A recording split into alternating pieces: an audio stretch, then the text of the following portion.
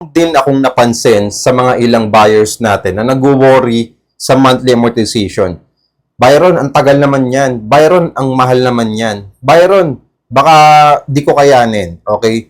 Guys, tandaan nyo, ang real estate investment, meron po talagang commitment na tinatawag.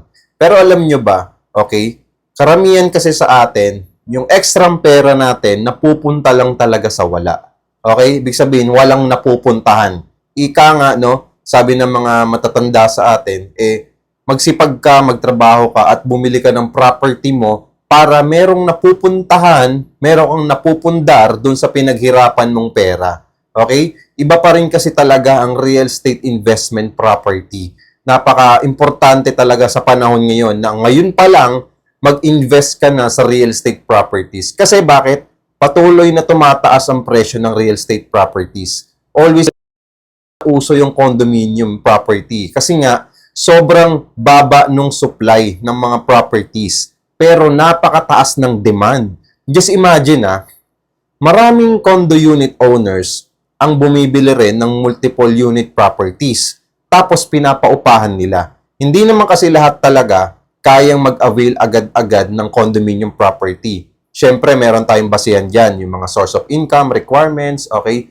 Mostly, marami pa rin talagang umuupa. Kasi nga, hindi pa nila kayang mag-commit, okay, sa pagbabayad ng condominium property. Okay? Pero napakaganda talaga na merong napupundaran tayong real estate property investment na kung saan kapag uwi mo galing kang abroad, let's say OFW ka, seaman ka, or land-based ka na OFW, okay, overseas worker, na kababayan natin dyan na nakikinig, meron ka talagang mapupundaran na makikita mo pag uwi mo, di ba? Ang sarap kasi sa fee, ito kang investment na nakikita mo talaga siya in person.